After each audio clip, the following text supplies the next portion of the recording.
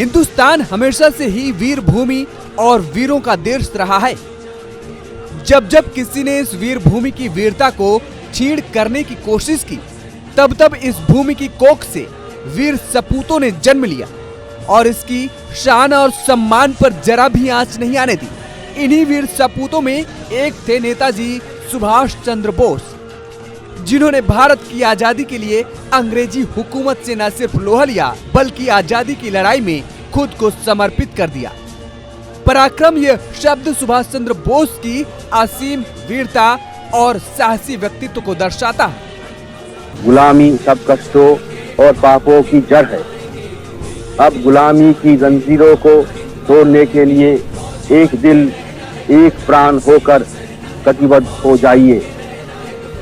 हिंदुस्तान अब गुलाम नहीं रह सकता और न कोई ताकत इसे गुलाम रखी सकती है। हाँ, हमें स्वतंत्रता का मूल्य चुकाना होगा। आप इसके लिए तैयार हो जाइए, जिससे यदि हम गुलाम हिंदुस्तान में पैदा हुए हैं तो स्वतंत्र हिंदुस्तान में जीवे और मरे, तभी आजाद हिंदुस्तान दुनिया को नए नए संदेश दे सकेगा।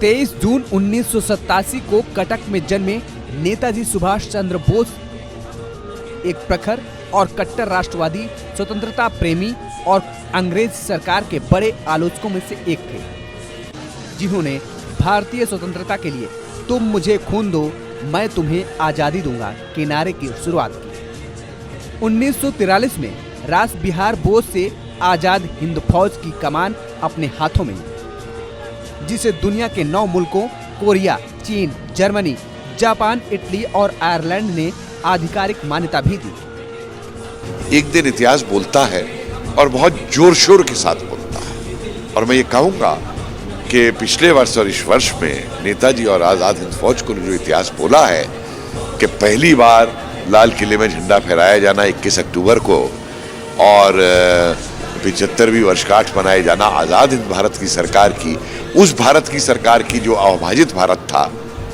कोई आसान बात नहीं थी। नेताजी का मानना था कि यात्रा चाहे कितने भी कष्टदायक हो, राह चाहे कितनी भी पथरीली और भयानक हो, हमें उस पर निरंतर आगे बढ़ते रहना चाहिए। हमें सफलता एक दिन जरूर मिलेगी। नेताजी ने अपने इन्हीं विचारों और साहस से अंग्रेजों की जुल्मकारी नीतियों के खिलाफ आवाज बुलंद की और अंग्रेजों के खिलाफ विद्रोह छेड़ दिया।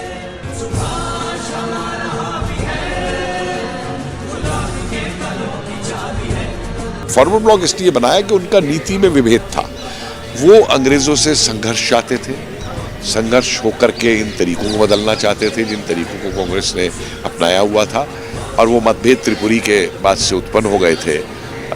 जबकि नेताजी चुन करके त्रिपुरी में इतनी वोट से जीत के आते हैं, पट्टाभी सीताओं को हरा करके, इसको गांधी जी अपनी हार मानते हैं और फिर नेताजी कांग्रेस का अध्यक्ष का पद छोड़ते हैं।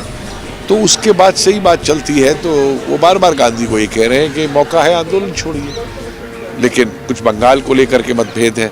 वो बंगाल में सरकार बनाना चाहते थे प्रजा कृषक पार्टी से मिलके, जिससे मुस्लिम लीग को बाहर रखा जा सके।